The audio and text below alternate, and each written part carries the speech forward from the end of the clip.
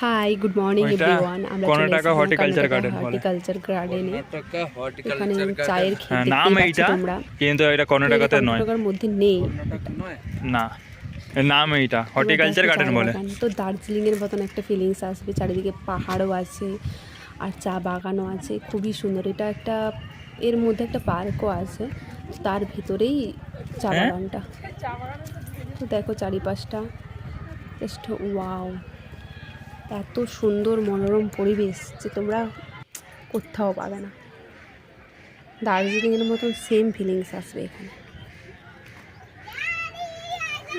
চারপাশটা শুধু দেখো তোমরা। এই যে দাদা ভিডিওটা করছে, আমি তখন একটু প্রতিদিন ফটো তুলে দিচ্ছিলাম। ফোয়ারার মতো আছে, ওখানে মাছ রং বেরঙের মাছও ছাড়া আছে, তোমরা দেখতেই পাবে। তোমাদেরকে দেখাবো একটু পরে যে উপর থেকে নিচটা তোমরা একটু দেখে নাও। ভিউটা দারুণ সুন্দর, আমার তো খুব ভালো লেগেছে, আমরা খুব এনজয় করেছি। যে তোমরাও যাও, তোমাদেরও ভালো লাগবে। এই যে এখানে রং বেরঙের মাছ খেলা করছে, মাছ খেতে খুবই সুন্দর।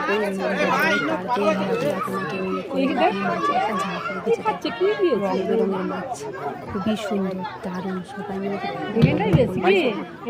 টাচ করা যাবে না, চারিপাশে গার্ডেরা আছে, চারিপাশে লোক। দেখো সবাই মাছগুলোকে কি সুন্দর দেখছে। এইসব সবই তো ভালো জায়গা দেখতে পাচ্ছ। কিভাবে খেলা করছে, ভালো লাগছে।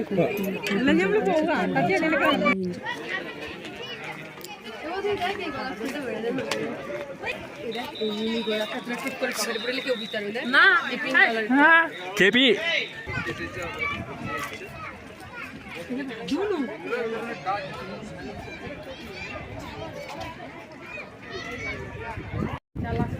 মনে হচ্ছে তো চালাবে।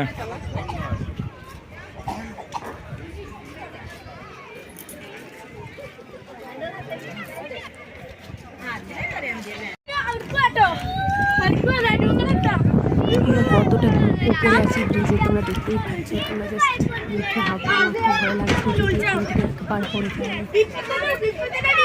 সেই সাথে একটা সাইকেল আমরা কাজ করছিলাম, কতটা চা বাগান উপরে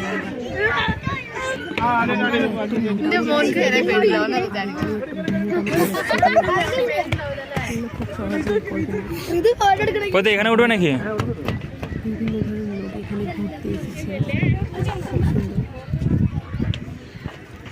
আমরা ইভিনিংয়ের দিকে এইটা গেছিলাম, দুপুরের দিকে। হ্যাঁ, আরে আর বাবা